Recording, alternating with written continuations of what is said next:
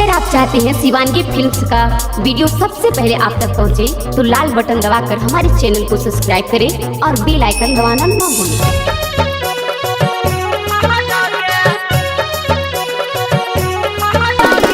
Mix by Kanchan Raj, Hajipur Vaishali.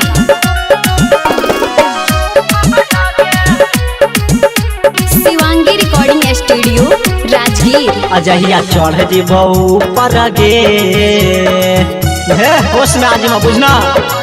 अजहिया चढ़ जीबो ऊपर गे तब फट जाइतो छौरी तोर ऊपर गे। अजहिया चढ़ जीबो ऊपर गे चढ़ जीबो ऊपर गे तब फट जाइतो छौरी तोर ऊपर गे तब फट जाइतो छौरी तोर ऊपर गे।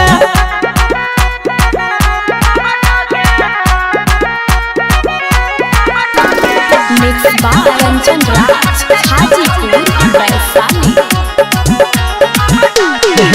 गौवा के लइकन से चलही ठल मारबो सुता के दर्द से रहमी बैठल। गौवा के लइकन से चलही ठल मारबो सुता के दर्द से रहमी बैठल मारबो सुता के दर्द से रहमी बैठल। करमिया बाजे जैसे ऊपर गे अजहिया चढ़ जीबो ऊपर गे चढ़ जीबो ऊपर गे फट जाइतो छौरी तोर ऊपर गे फट जाइतो छौरी तोर ऊपर गे।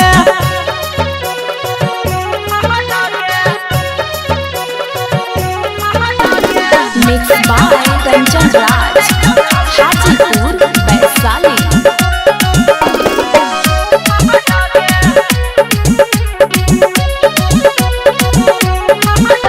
गे करही घुमाने अपन ब्यूटी के ऊपर मार तो जितना राखा जाइतो नहीं कुहकर। करही घुमाने अपन ब्यूटी के ऊपर मार तो डीजे लागो जाइतो नहीं कुहकल मार तो ओने सवा खा जाइतो नहीं कुहकल। हतो पर दीप सुन भूख लगे अजहिया चढ़ जीबो ऊपर गे चढ़ जीबो ऊपर गे फट जाइतो छौरी तोर ऊपर गे फट जाइतो छौरी तोर ऊपर गे। Shivangi recording studio Rajgir.